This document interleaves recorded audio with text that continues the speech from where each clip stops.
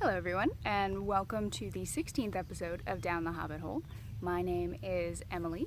Today is Wednesday, July the 5th, 2017, and this is my weekly podcast about knitting and spinning and all things making. I'm coming to you today from East Tennessee, where I live with my husband, my fluffy dog, my pudgy cat, and my goofy chickens. And today, as you can see, we are out with the chickens. The girls just got moved over into this tractor today, so I can move them each day to fresh food, or fresh greens. They still get fresh food every day. Last night, during the fireworks, my husband and I came out to sit on our front porch and watch as the neighbors did their fireworks, because we live up on a hill, so we get to see all of that. And we heard this clucking, and it was much more noise than the girls usually make, so we ran over to check it out, and every single one of them had gotten out of their temporary holding bin. I had them in a pen made up of just scraps that we had from Tim's work and just things we didn't use for projects, and it had a cattle panel door, and it was just temporary. But they had managed to fly up out of all the strings that I'd woven over the top of it, and they were all just hanging out. Every single one of them was just hanging out on top watching the fireworks. So we rounded them up, tossed them in here. We have a few modifications to make on this still, but it's they're much better contained in here than in their old pen. Not that this podcast is about chickens, so if you'd like to find us online, you can find me on Instagram as MistyMountMakers, on Ravelry as MistyMountMakers, and we do have a Ravelry group. You can just search for Down the Hobbit Hole in the groups tab. And if you for some reason don't want to get in touch with me through Instagram or through Ravelry, then you can go ahead and email me, and that's emily@MistyMountainMakers.com. And I think we can get on to the yarn now. So I did finish the yarn crawl this week. Alyssa, Shay, and I went to the last two stops, which was in Kingsport, it was Carriage House, and then in Tazewell, it was Mountain Hollow Farms. We had a lot of fun.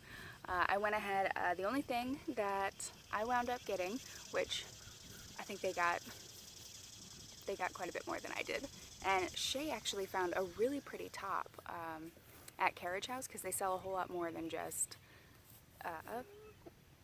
yarn. They have soaps, and in fact they both sell soaps and hand lotions and stuff.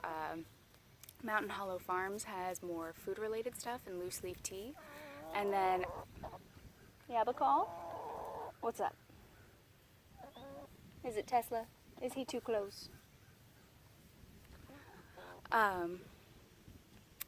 They have, Carriage House has more clothing, they have jewelry, a lot of it's locally made. It's a really cool place, so I definitely want to check them out again. And over at Mountain Hollow, I got some tea, because they have a whole wall or a whole big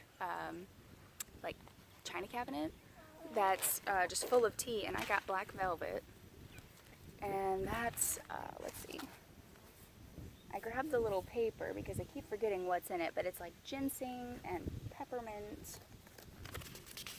Yeah, they have lots of teas, but black velvet is ginseng, peppermint, licorice, China black tea, so it's very good, and I'm actually steeping a cup over here, which is probably finished.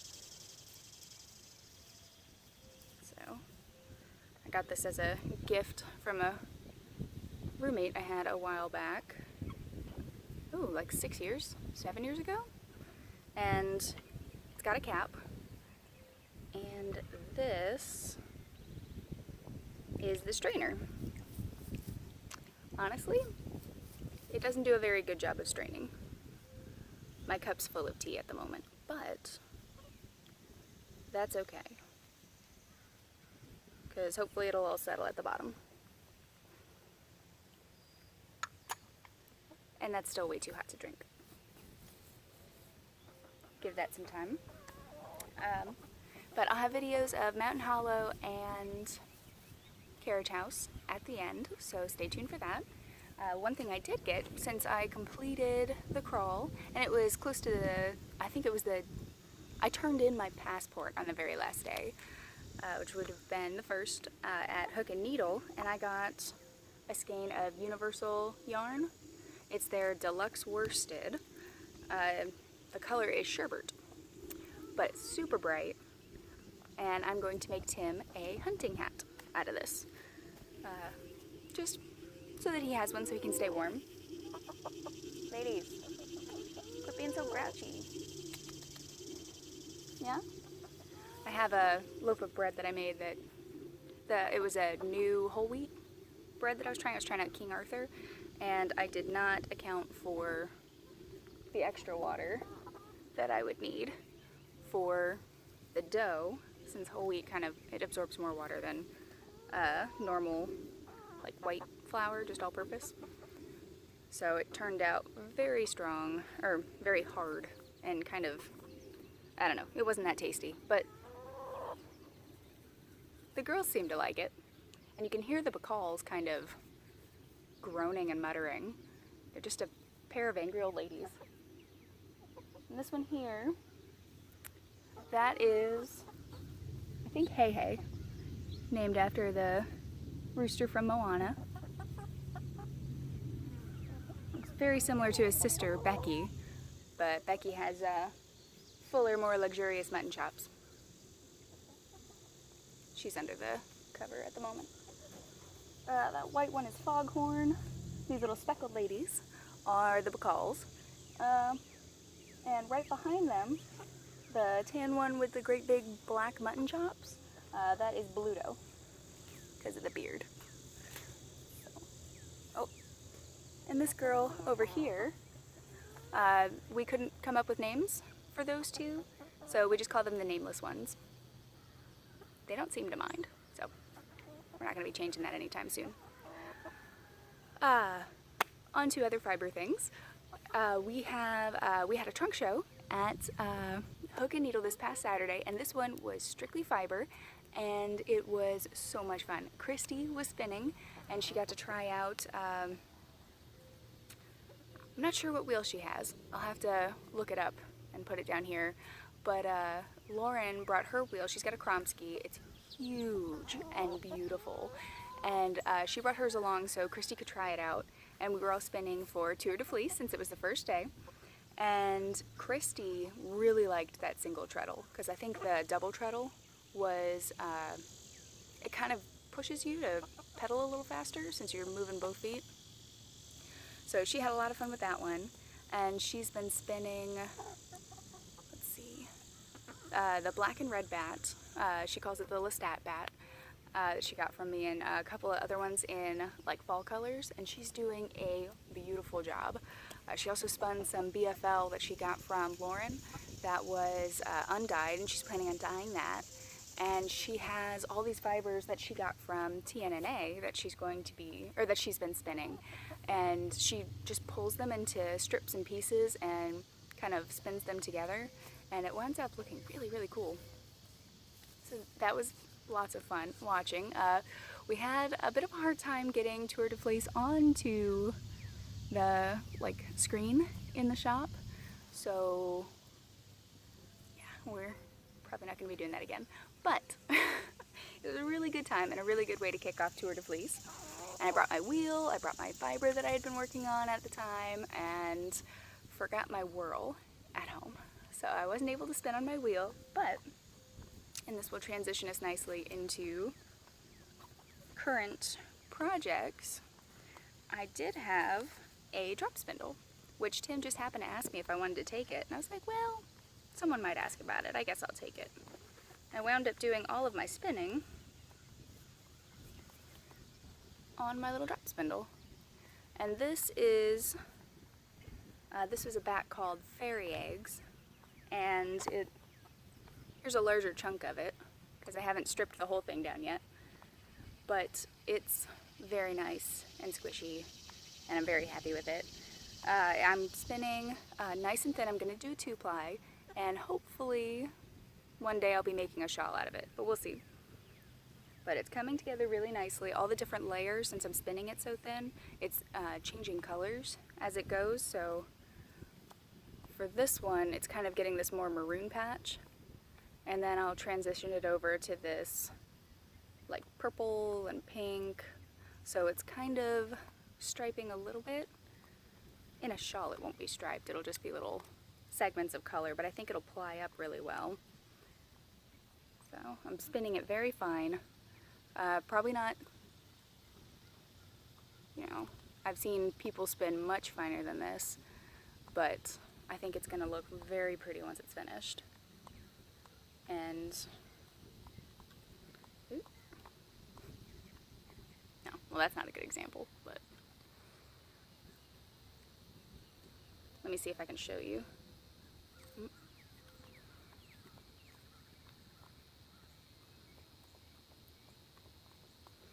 There we go. So it'll be nice and fine, and I'll see if I can make my own shawl, or not my own shawl, but make a shawl out of my own hand spun. I'll have to see kind of where the yarn falls weight-wise and what kind of yardage I have before I pick any kind of pattern. But that's that, and I'm keeping this. And this is why it's a good idea to be friends with either people who drink really nice liquor or bartenders, because I'm keeping it.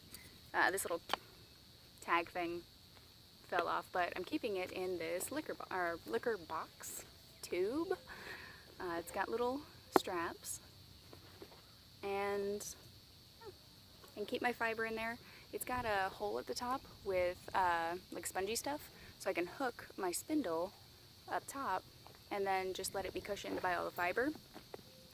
The only problem with this is, well, first off, the badge fell off, but, and I've mentioned this before, my depth perception at close range is not great. So sometimes I reach for this and I kind of hit it with my nails instead, and it gouges pretty easily. But I think that's okay. I'll probably end up covering it in something, or maybe painting it and putting, painting wouldn't be good because it's flexible. I'll figure something out. But I'm thinking I'll get a Hufflepuff badge to put right here. The insects are angry. To put here, just to make it look a little better, so it's not just this. And I've never tried this. It's Scotch whiskey. So I don't really want to put the badge back on. I'll probably find something else just to put over that. But that's what I'm working on. And it doesn't look like much, but at this fine, the yardage will build up. And I'll probably have to transfer this into a cake in order to spin it all, because there's no way I'm going to be able to spin all of this on this tiny spindle. But it's a great weight for what I'm spinning. This is more of what it was made for. I tried to spin bulky on it before, and I managed. And in fact, this is what I managed to spin on it.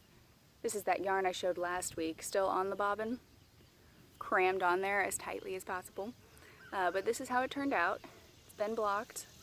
It's nice and balanced. You can see it's not twisting up on itself. So I'm really happy with this. I think it's going to be a cowl.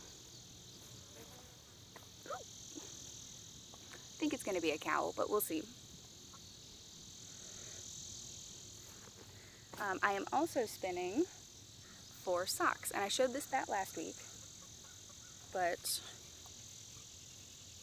this is what I've spun so far towards sock yarn. This is on my the bobbin for the wheel my husband made me, and that is made out of a, stop it, jeez, there's some battling bugs that keep bumping into my head, or they're possibly mating, but I don't want to think about that on the side of my head. So this is what I've spun so far, and it is a huge cast iron wheel, but it's right behind our couch, between the two chairs that Tim and I have that look out through our front windows over the property. You have a call? What's up?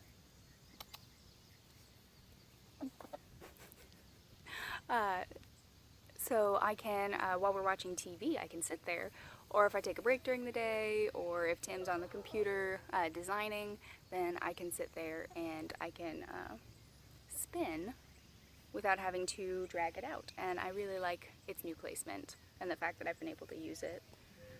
The yarn is very bright and shiny, and with the window behind me I can see it kind of shine and glisten as it's spinning. So I'm super excited about this. I'm going to spin. I still have quite a bit left.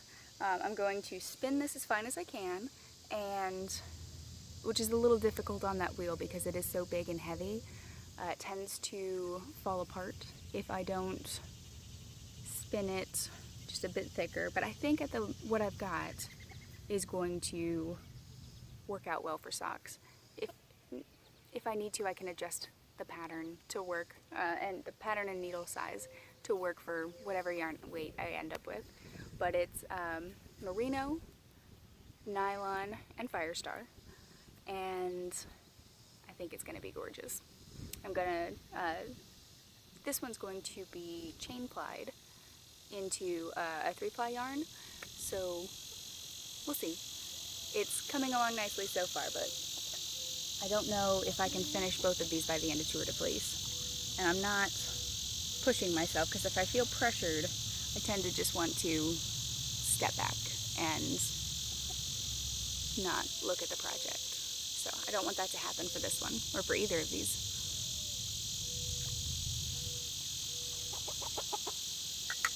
Ladies, Tesla, get your face off the coop. Go lay down. Good boy. Tesla loves the chickens. Alright, so that's the spinning that we've got, and that's what I'm working on for Tour de Fleece.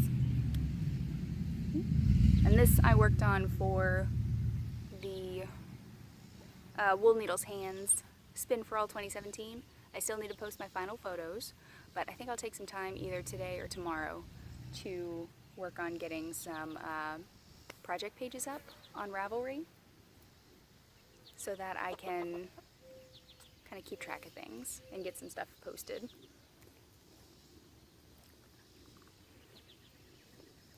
So my main knitting projects right now, you've seen this before. This is my Nargles Afterthought Everything socks. I haven't added much to it. I think I added another 3/4 of an inch since last week. We had a very busy 4-day weekend of just running around doing stuff, and since I've added spinning, I lost some of my knitting time, but most of the knitting that I did this week actually happened over the course of like 2 days. So I did cast on another shawl. I really love, this is the one that I made before. This is my Traveling Woman shawl, and I just finished this recently. And this was for the There and Back Again cowl, and I'll be taking this off in just a second because oh my gosh, it's hot outside. I'm not even wearing like full jeans. I'm just wearing a shirt and some like yoga capri pants, and I feel like I'm melting. But I just finished this one. I'm very happy with it. This was in my Umber base, and it's also backwards. It's superwash merino with yak and silk. So here it is. And I finished this for the There and Back Again cowl, and I love it. And I decided to cast it on with, this is an Oops colorway, or it's not the official name for it. I messed up a colorway, and I had to over dye it, and now I'm in love with it. So here it is. Here's the cake, and just to show you, it's a pretty sizable cake. This yarn is 100% Polworth. It's in a DK weight, and it is 724 yards, I believe. And this got discontinued, so I wound up just keeping the skein because I messed it up, and I wasn't going to be able to carry it anyways. But I just got in the mail yesterday Monday. I got in a bunch of merino skeins, same weight and everything, so I'll be having those in the shop soon. But I decided to cast on a DK version of the Traveling Woman shawl, and I did most of my knitting on Friday and Monday, I think.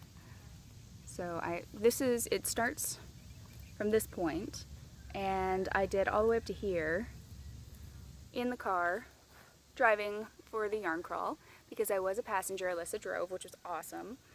And then on Monday, Tim and I were feeling a little wiped out, so he spent a lot of time on the computer designing things to be cut out with the CNC, which is kind of his relaxing, like he always needs to be working, so he feels better when he gets to, you know, sit back and relax but also do something. He doesn't do a lot of just lounging and vegging out, but I managed to get from this point up to here, and I usually use the little pear-shaped stitch markers for this, but I'm actually one short from marking all of my points, but I'm halfway through the first chart, and you do 2 repeats of the first chart, and then you have the third repeat, after those 2 repeats, you do the second chart, which is the final chart. So I might be done with this by the next podcast.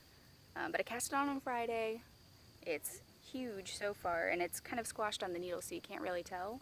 But I think it's almost my wingspan already. So I'm pretty happy with that. It's going to be gorgeous and cozy, and I really love the way it's working up. So it's got these teal spots, it's got lighter kind of grayish blues, and I will be working to recreate this colorway. So hopefully we'll have that soon. And that is the Traveling Woman shawl by Liz Abernathy, which if you are a returning viewer, you have heard about pretty much every week. So if you want any more information on that, you can always go back or head over to the show notes on Ravelry, and there will be a link to that down below as well. But I think that's all that I have for knitting and spinning and fiber. So if that's what you're here for, then thank you for tuning in. I'm so glad you're here with me. If you enjoyed the episode, please subscribe below, and yeah, have a great week. I'll see you later. For everyone else, we'll move on to the not so nitty portion. So I told you a little bit about what we were up to last night at the beginning of the podcast, what with the chickens and the escape efforts. In fact, they weren't escaping. I think they were just roosting up there because they enjoy the height.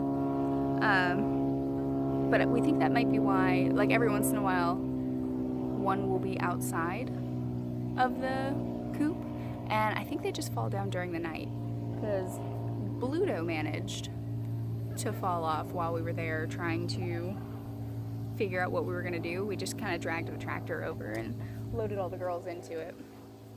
But I don't know if they were just going up there at night to roost. They all seemed pretty happy. When we got them in here, there's a 2x4 that holds where the door is on the end, and we found Foghorn kind of smushed down as low as she could get on the board. Here. Okay, so here's the board. We had Foghorn over here, just smushed down as low as she could get, not paying attention to anybody. And over here, we had a nameless one with a Bacall on top of her, standing on her back, and then Bluto to the side with her head stretched across so that it was covering Bacall's feet. And they were crammed up as close as they could get with Hey Hey and Detta kind of at the bottom, trying to look for space to jump up there, which there wasn't space, so I'm not sure what they were doing. but they're very much about being as high as they can possibly get, which is a kind of a dominance thing for chickens.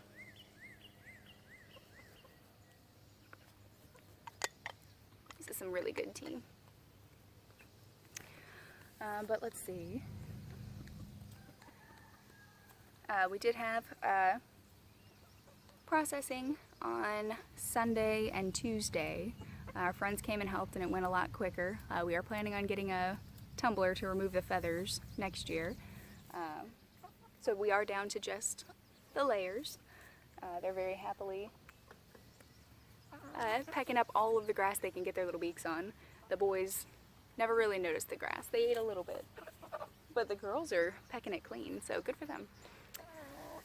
And I think they'll probably get moved twice a day, maybe once a day. Depends on how much they're eating of the grass. Saturday, I had my trunk show. Friday was all of the yarn crawling, and on Monday we just hung out. I did some gardening because I found 2 hops plants. They're Chinook hops, which are supposed to be piney and citrusy rather than floral. So I picked up some of those, and we've got them growing now up the side of our carport. So we have the house with a porch and a carport. So it's all connected to the house with one big sweep of a roof. And we've got the hops they will be growing up the side of the carport and down on either side, which I'm really excited about. It looks pretty cool already, but I can't wait for them to, really go forward and grow all over it. And I think I kind of wore myself out because it was so hot that I just spent the rest of the day kind of collapsed on the couch with my knitting.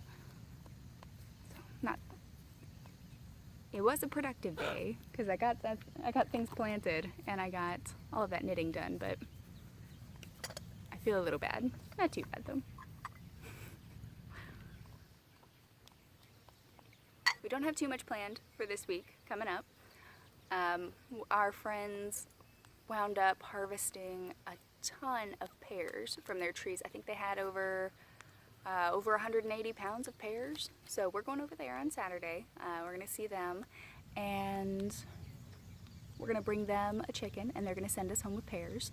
So they were getting a chicken anyways, but it's always fun having friends that you can, with similar interests, so we're able to swap. Our neighbor gave us a huge bucket, just a big bowl of beans, which we've never tried them before. They're called peanut beans, and apparently they're a Tennessee heirloom. And we spent the night of 4th of July shelling beans, and that was fun. The green ones you're supposed to just take off the string and snap them into pieces, but the red and white ones you're supposed to shell. So we've got a big bowl now of those with a surprisingly large yield. I thought it was going to be smaller because of the shelling, but because you keep so many of the green ones, it winds up being a good amount of beans. We've got a huge thing, and we were able to share some with our friends when we went over on 4th of July for burgers, so they'll have some too. And yeah, we made salsa. We've got another round of salsa coming up once our tomatoes ripen. We found an acorn squash growing in the compost heap, and I should be getting, when we were over there on 4th of July, I got a ton of raspberry plants. Essentially, I got a bunch of raspberries that had grown outside of the designated raspberry space, and in return I cleaned up their bed and did some weeding and removed all the, they wanted the raspberries moved, so we were able to kind of trade with that, so that was good. I gave them labor, they gave me raspberry plants, and I'll be getting those planted today or tomorrow. That'll involve a lot of weed whacking, weed pulling, and dirt moving in order to make that work, but I need to get them planted so they don't die. And my mom will be coming up in about 2 weeks. She'll be up here, and I told her already that I'm putting her to work in the garden with me, so we'll have some extra labor for that, which I'm excited about. Plus, my mom's gonna be up here, so that'll be nice, and she watches, so Hi, Mom. She'll get to see the chickens. We can let her try some of the things from our gardens. I'm gonna blanch some of the beans so that we can make up some of that. And oh, we tried making pickles. Right now they are definitely just cucumbers and vinegar water, but hopefully there'll be pickles soon. We did refrigerator pickles so we wouldn't have to can them. I think that's everything that we've got for this week. So thank you so much for tuning in. I hope you liked the episode. If you did, go ahead and subscribe and like the video if you want to. And yeah, Tesla and I will see you next week. Happy making. Bye, guys.